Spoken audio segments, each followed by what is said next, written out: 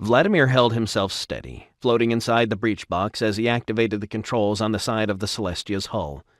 The outer airlock door hissed slightly as it cracked open, sending a fine dust floating away from the door seal. The door retracted slightly inward, then slid to one side to reveal an empty airlock chamber on the other side.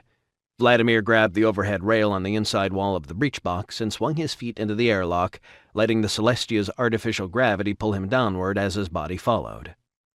Once his feet were firmly on the floor, he turned around to face the men in the breech box.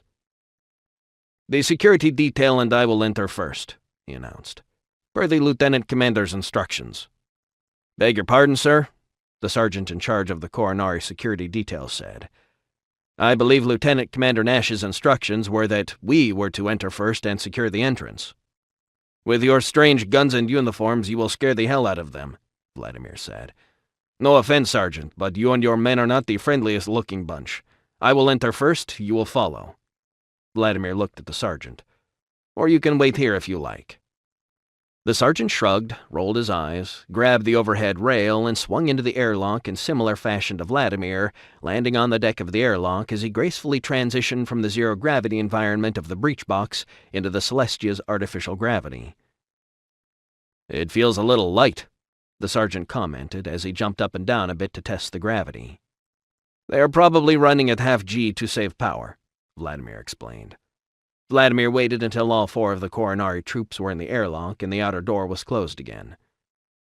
"Are we ready?" The sergeant stepped forward, pulling Vladimir away from the inner door and toward the back of the airlock. He stepped in front of him and raised his weapon. The other 3 coronary troops raised their weapons as well. The sergeant and the other man in front knelt down on one knee with their weapons up and ready. "Now we're ready."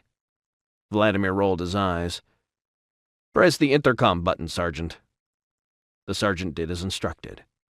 "This is Lieutenant Commander Kamenetsky of the Aurora," Vladimir called out.